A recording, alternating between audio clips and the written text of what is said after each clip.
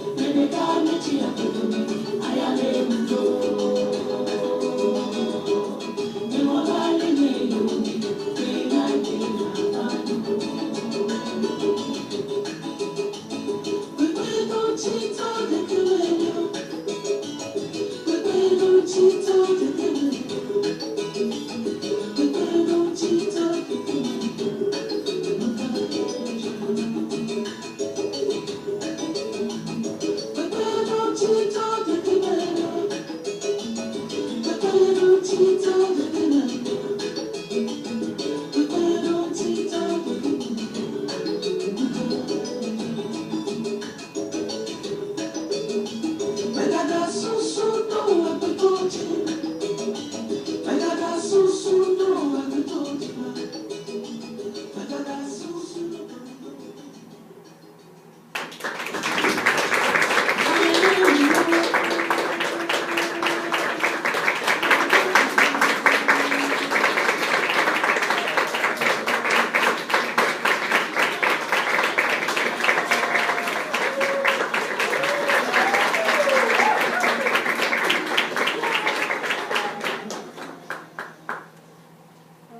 so now while they're getting ready for the first story, if you look in your program, you can see that our first story is called Amy's Bar Scene.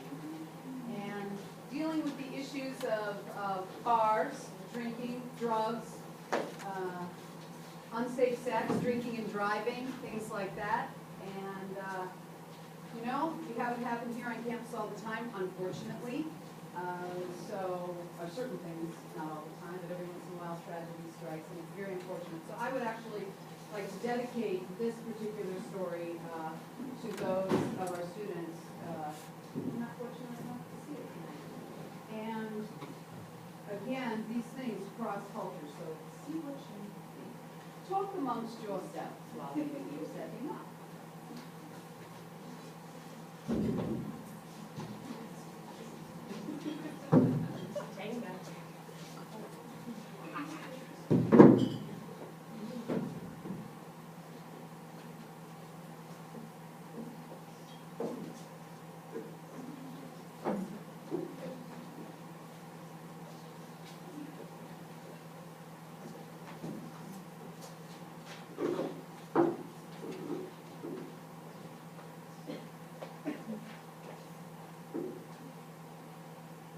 Another night at the bar. I see lots of people come through here every weekend. And again, some of the situations I see turn out a lot better than others. Let's watch what happens here, and maybe you'll understand what I'm talking about. Hey there, ladies. Do you mind if we buy you a drink? Sure, I'm Charlotte and this is Sophia. Exactly. Yeah, I'd love to. Okay, thanks for leaving so fast. Your friend will be fine, I promise. I know, she's super, so. Well, everything here started off well enough, but let's see how this night ends.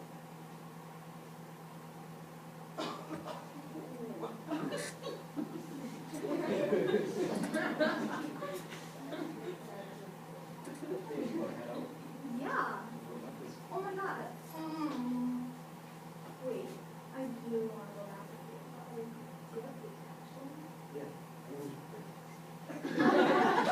Perfect. I mean, I'm on birth control.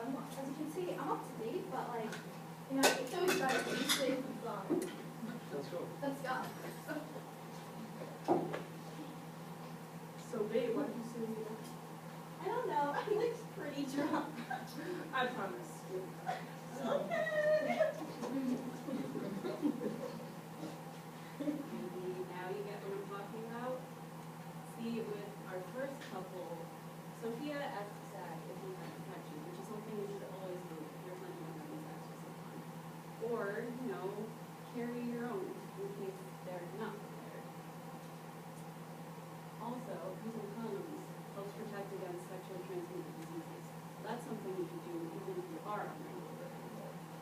I'd say Sophia and Zach are pretty prepared, but I wouldn't say the same about Julian and Charlotte. These two had no discussion of protection whatsoever.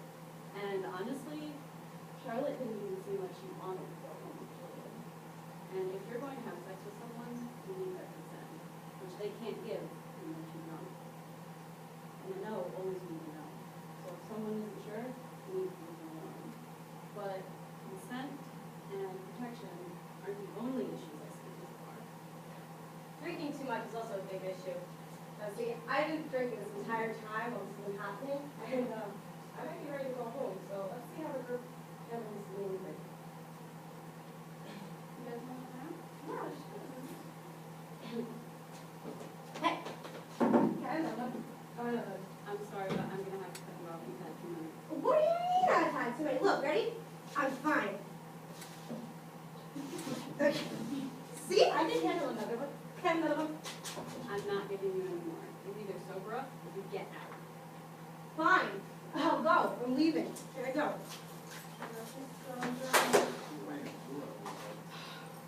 Hey, you wanna go home with me? Look, I got keys, I'm fine, I can drive. I think you had a little too much to drink tonight. Okay, alright, bye, I'm leaving. Wow, she looks like she's about to go drive. That is a really bad idea. Oh, why? I'm sure she'll be just fine. You can never know if someone's had too much to drink, and if they're okay to drive home or not.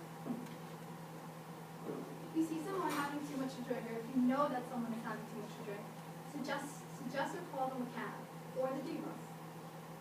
You know the person, you can offer them a ride from doing your duty.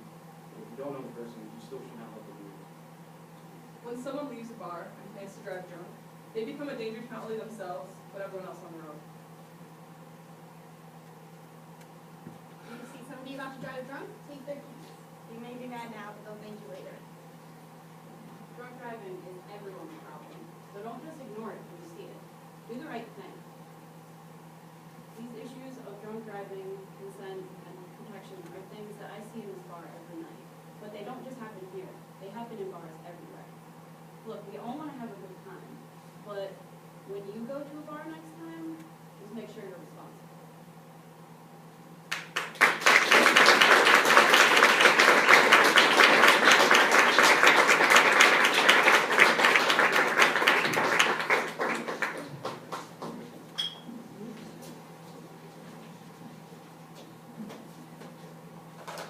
How many people in here like to watch reality shows?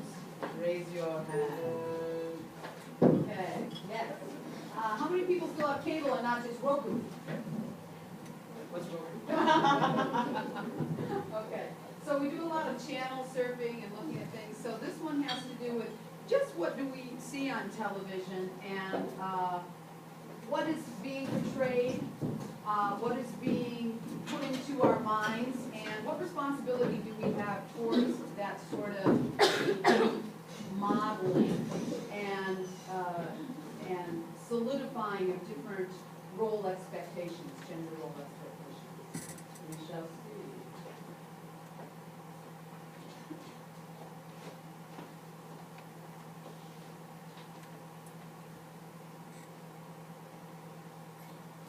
What else I've been on TV today? No. Boring. News. Fox 12, no way. The caveman's role was to hunt and gather a meal that could be prepared for the group, while the cave woman stayed home cultivating the crops. Both roles are vital for survival, with neither being more important. Oh, it looks as if he's found the wrong deer. Yabba-dabba-doo! What a throw! He now pierces the heart of the foul beast and takes him home to his wonderful cave woman.